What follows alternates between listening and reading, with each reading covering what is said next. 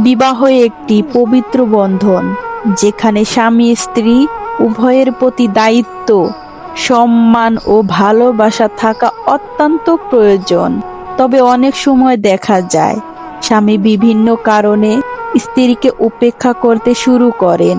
কখনো ব্যস্ততা, কখনো মানসিক দূরত্ব, আবার কখনো অন্য কোনো সম্পর্কে জড়িয়ে পড়ার কারণেও এমনটা ঘটে। এই অবহেলা একজন নারীর জন্য দুঃখসহ মানসিকভাবে ভেঙে পড়ার মতো অভিজ্ঞতা হতে পারে। কিন্তু এমন পরিস্থিতিতে আবেগের বদলে কৌশলী হওয়া জরুরি। স্ত্রীর উচিত নিজের অবস্থান দৃঢ় রেখে সম্পর্ক টিকিয়ে রাখার জন্য সচেতন কিছু পদক্ষেপ গ্রহণ করা। স্বামীর অবহেলা স্ত্রীর করণীয়: ১. নিজেকে মূল্য দিন। অবহেলায় শিকার হয়ে নিজেকে তুচ্ছ ভাববেন না। আত্মসম্মান বজায় রাখুন। নিজের ব্যক্তিত্ব, সৌন্দর্য ও ক্ষমতাকে উপেক্ষা করবেন না। সময় দিন নিজের শরীর, মন ও শখের যত্নে। ২. সংলাপ তৈরি করুন, কিন্তু চাপ নয়। সবচেয়ে আসে প্রয়োজন খোলামেলা কথা বলা। স্বামীর সঙ্গে শান্তভাবে আলোচনা করুন। আপনি কেমন অনুভব করছেন, কিসে কষ্ট পাচ্ছেন, তবে অভিযোগ নয়, নিজের অনুভূতির জায়গা থেকে বলুন। ৩.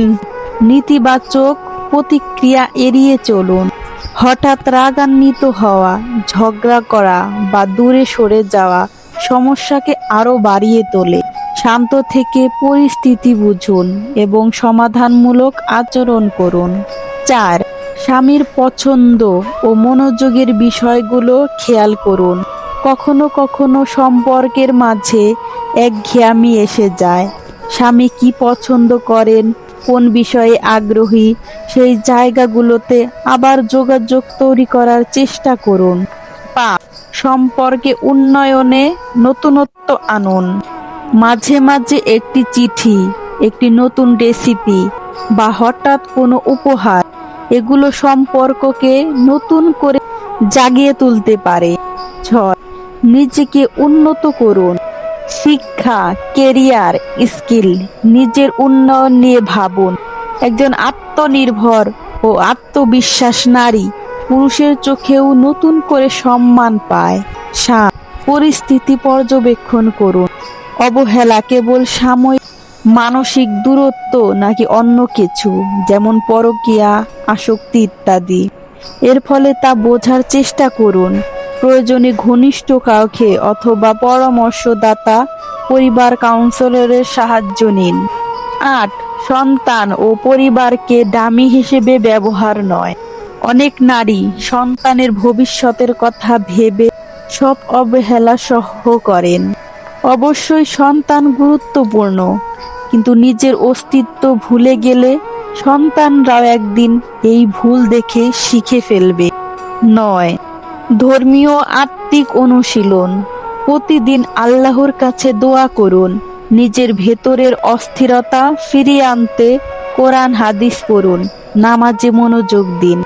একজন মানসিকভাবে শক্ত নারী হিসেবে পরিস্থিতির সঙ্গে ভালোভাবে মোকাবেলা করতে পারেন।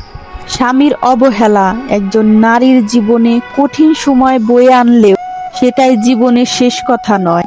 পরিস্থিতিকে সঠিকভাবে বিশ্লেষণ করে ধৈর্য ও বুদ্ধিমত্তার সঙ্গে এগিয়ে গেলে অনেক সম্পর্ক আবারও প্রাণ ফিরে পায়।